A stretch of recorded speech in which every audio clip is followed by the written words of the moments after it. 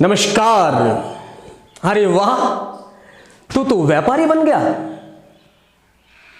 बड़ी प्यारी सी लाइन लगती है, बड़ा सुनने में मजा आता है। अरे वाह, तू तो व्यापारी बन गया। दोस्तों, कहानी बहुत शानदार है, इंटरेस्टिंग है। And first of all, I would not like to impress you, I would like to inspire you. मेरा मकसद आपको प्रभावित करना नहीं है, मेरा मकसद आपको प्रेरित करना है।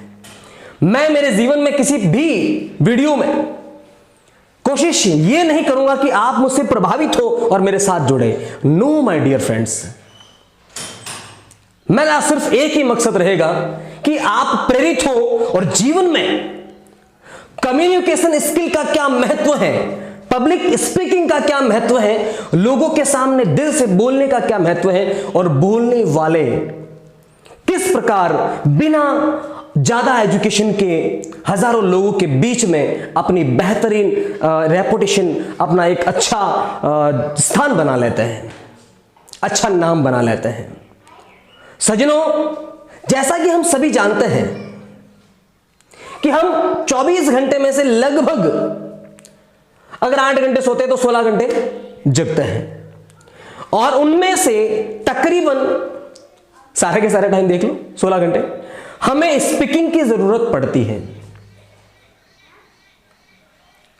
और हमें यह पता है कि हम एक अच्छे स्पीकर होने चाहिए, हमारी कम्युनिकेशन लेवल बहुत बढ़िया होनी चाहिए, हमें अच्छा बोलना आना चाहिए, चेहरे पर मुस्कान होनी चाहिए, लोगों से बात करने आनी चाहिए, हमें अच्छा तरीका आना चाहिए, कैसे प्रेजेंट होना वो तरीका आना चाहिए।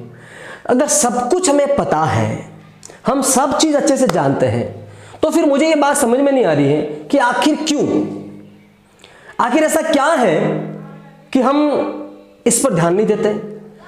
और रही बात, जब तक आपको पता नहीं है, ध्यान नहीं दिया, कोई बात नहीं। लेकिन मेरे दोस्त, अगर पता चल गया है और उसके बावजूद भी आप अगर ध्यान नहीं दे रहे हैं तो बहुत बड़ी भूल कर रहे हैं। आइए चलते हैं उस कहानी पर जो आपको बहुत बहुत ज्यादा प्रेरित करेगी। दोस्तों, कहानी शुरू होती है एक स्टेशन से। एक बैगर, BEGGER, बैगर यानी भिखारी, ट्रेन में यात्रा करते समय जब लोग सफर करते हैं ट्रेन में, उसी दरमियान भिखारी चढ़ते हैं ट्रेन में, आपको पता ही है। सज्जनों, भिखारी ट्रेन के डिब्बे में चढ़ा और आगे ट्रेन के डिब्बे में अलग अलग जो भी पैसेंजर्स बैठे थे, यात्री बैठे थे, उनसे मांगते मांगते अंत में एक व्यापारी के पास चला गया, बिजनेसमैन के पास चला गया, सेठ जी के पास चला गया। सेठ जी के सामने हाथ फैलाया, सेठ जी कुछ दीजिए ना, कुछ दीजिए। पर आखिर व्यापारी थे, बिजनेसमैन थे, उन्होंने कहा मैं दे दूंगा, कुछ दे दो मुझे, मैं देने को तैयार हूं, आप मुझे क्या दे रहे हो? सेठ साहब, मैं तो, अब आपको पता ही है, आप सब इसको जानते हैं, रियलिटी यू नो। सेठ साहब, मैं तो भिखारी हूं, मैं क्या दूं आपको? पर माय डियर फ्रेंड, उन्होंने मना कर दिया, नहीं भाई, मैं कुछ दोगे तो ही आपको दूंगा। चलो अगले यात्री को। फिर कुछ दिन बाद में वापस सेठ जी का आना हुआ और उस भिखारी की वापस भेंट हो गई सेठ जी से। उस समय सेठ जी ने फिर उसे कहा कि भाई मुझे कुछ दोगे तो मैं दूंगा। अब उस भिखारी के मन में बार बार ये सवाल, बार बार ये, क्या है यार, मैं क्या दूं, मैं क्या दूं, जब मैं तो खुद मांग के खा रहा हूं, मैं क्या दूं? नेक्स्ट टाइम जब वो सेठ जी यात्रा कर रहे थे और वो भिखारी जब मांगने गया, तो रास्ते में आते समय उसने कुछ फूल उठा लिए, उसने कुछ फूल उठा लिए। ये चौथी यात्रा का संवाद है। और अब सेठ जी के पास गया और उसने एक फूल दिया, सेठ जी ने फटाक से 10 रुपए निकाल कर दिए और सेठ जी ने एक प्यारी सी बात कही, अरे वाह, तू तो व्यापारी बन गया,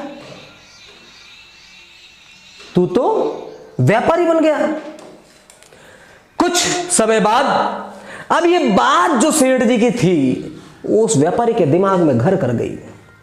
मेरे दोस्त, शब्द ही नहीं शिल्प भी एक करामात है और रूप ही नहीं श्रृंगार भी एक बात है। चांद से खूबसूरत दूल्हे का तब क्या कहना जबकि उसके साथ तारों सी रंगीली बारात है।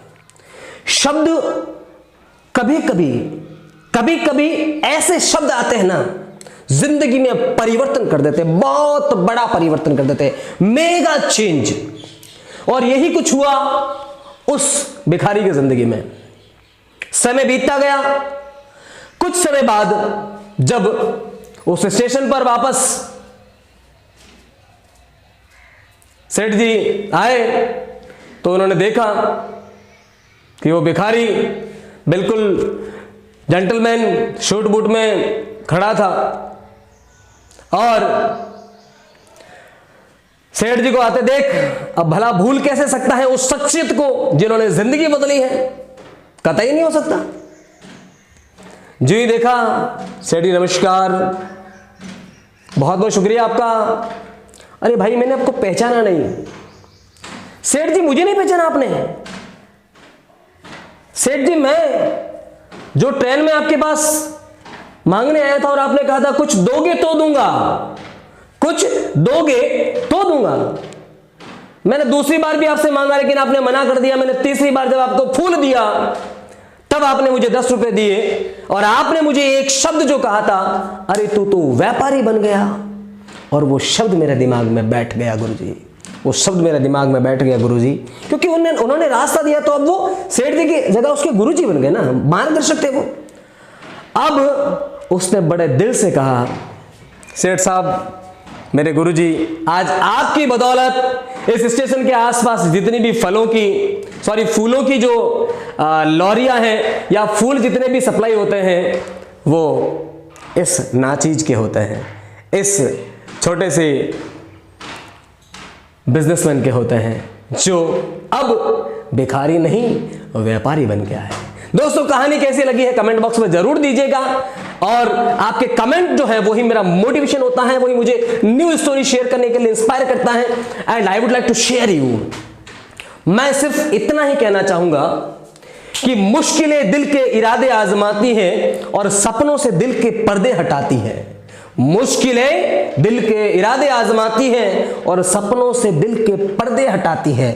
हिम्मत मत हार ए मुसाफिर, ये ठोकरें ही इंसान को चलना सिखाती है, ये ठोकरें ही इंसान को चलना सिखाती है।